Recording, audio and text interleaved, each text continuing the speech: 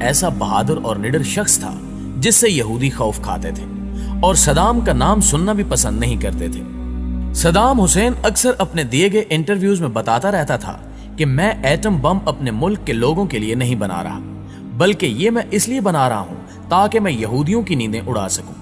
ایک دفعہ Saddam Hussein سے متعلق اسرائیل کے وزیر دفاع نے کہا تھا کہ یہ ایک پاگل شخص ہے جسے نہ تو اپنی فکر ہے اور نہ ہی لوگوں کی۔ صدام حسین کفار کی آنکھ میں آنکھ ملا کر بات کرنے کا عادی تھا، اور جب بھی کوئی یہودی صدام حسین کو سازش کا حصہ بنانا چاہتا تو اسے ہمیشہ ہی منہ کی کھانی پڑتی۔ دوستو، یہی وہ حکمران تھا جو ایک خاتون کی فریاد پر اسرائیل پر چڑھ دوڑا تھا اور اسرائیل کے دارالحکومت پر 40 میزائل داغ دیے تھے۔ ہوا کچھ یوں تھا کہ ایک دفعہ صدام حسین کی لائیو کانفرنس چل رہی تھی کہ اچانک ایک چیختی چلاتی ہوئی عورت اس کے سامنے آ کر کھڑی ہوئی اور صدام حسین کو سخت الفاظ میں مخاطب کرتے ہوئے کہا کہ اسرائیلی فوجیوں نے میری بیٹی کو ریپ کا نشانہ بنا کر قتل کر دیا ہے اور تمہیں یہاں کوئی فکر نہیں ہے،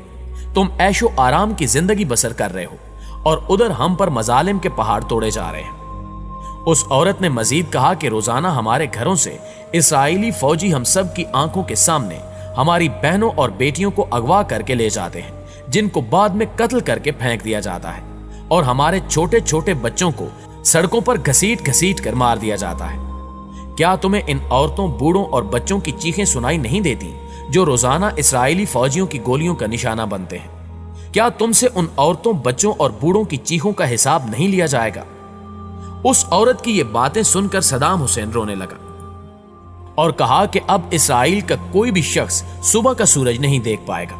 اور جس طرح یہودیوں نے ہماری ماؤں بہنوں کو رلایا ہے، میں اسی طرح ان کی چیخیں نکلواؤں گا اور ان کو تہس نہس کر کے رکھ دوں گا۔ لہٰذا اس کے فوراً بعد صدام حسین وہاں سے اٹھا اور فوجی قیادت کی ایک میٹنگ بلائی جس میں اس نے اسرائیل پر حملہ کرنے کا حکم جاری کر دیا، اور پھر اس کے حکم کے مطابق اسرائیل کے دارالحکومت پر 40 میزائل داغے گئے جن سے اسرائیل کے ہوش اڑ گئے۔ صدام اتنا طاقتور اور اپنی مرضی پر چلنے والا شخص تھا کہ کوئی بھی ملک یہ پوچھنے کی جرت بھی نہ کر سکا کہ اس نے یہ میزائل کیوں مارے ہیں۔ ان 40 میزائلوں نے اسرائیل کے دارالحکومت تل ابیب کو مٹی میں ملا دیا، جبکہ بڑی بڑی بلڈنگز تباہ و برباد ہو گئی اور ہزاروں یہودی جہنم واصل ہو گئے۔ صدام حسین نے یہ 40 میزائل ایک ایک کر کے داغے تھے، مطلب جب یہودی امدادی ٹیمیں اپنے مرنے والے یہودیوں کو اٹھا رہی ہوتی تھیں تو اوپر سے ایک اور میزائل گر پڑتا تھا جو ان کو بھی موت کے منہ میں بھیج دیتا تھا۔ اسی طرح یہ دن یہودیوں کی زندگی کا آخری دن لگ رہا تھا، لہٰذا تمام یہودی چوہوں کی طرح